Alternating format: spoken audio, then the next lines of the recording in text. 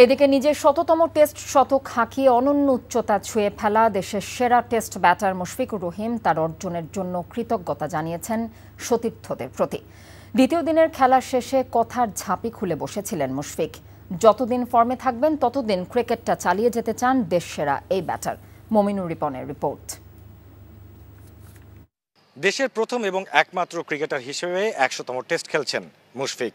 এই অর্জন শুধু তার একার নয়, সব ক্রিকেটারের, পুরো দেশের। আমি নিজেও আসলে বিলিভ করতে পারি না যে being a specially player from Bangladesh will play 100 test. So it's really a huge achievement. That's not only because of my name, but I think for any cricketer, for any nation, it's a proud moment. So obviously ভালো লাগছে যে সেই ব্যক্তিটা আমি হতে পেরেছি। 100 match হোক আর আমার বা যে কোনো মাইলস্টোন হোক, it's always team come first. এবং আমি এটাই বলেছি যে বাংলাদেশের জন্য আমি মুশফিকুর রহিম, আমার কাছে মনে হয় যে একটা সমুদ্রের একটা ফোঁটা, পানির ফোঁটা। তো আমি মনে হয় যে আমার নামটা ইটস এ ডিফারেন্ট পার্ট।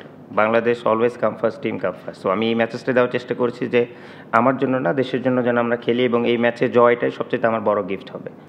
১০০ টেস্টের মাইল ফলক ছুঁলেও মুশফিক এখনও অতৃপ্ত। যতদিন সম্ভব ফিটনেস থাকে টেস্ট খেলা চালিয়ে যেতে চান। বাংলাদেশের হয়তো ভাই পরের টেস্ট খেলায় টাফেস্ট মোমেন্ট, এটা হচ্ছে সবচেয়ে বড় রিয়েলিটি। আর বিং এ ব্যাটসম্যান, যেখানে আমার আর কোনো সাইড নাই, তো এটা সবচেয়ে toughest moment. Every innings is so vital এবং every innings is so special. আর আশা থাকবে যতটুকু কন্ট্রিবিউট করা যায় এবং যতদূর খেলা যায়, যতদিন পর্যন্ত আমার টিম ম্যানেজমেন্ট আমাকে চায় বা টিম চাই, এবং আমি যেটা ফিল করি নিজের ভিতর থেকে, যদি চাই যে হ্যাঁ আমার টিমে দরকার আছে, ততদিন পর্যন্ত আমার খেলার ইচ্ছা আছে। ব্যক্তিগত অর্জন যতই থাকুক না কেন, দল হারলে সবকিছুই ম্লান হয়ে যায় মুশফিকের কাছে। তাই আয়ারল্যান্ডের বিপক্ষে দ্বিতীয় টেস্টেও জয় চান মিস্টার ডিপেন্ডেবল।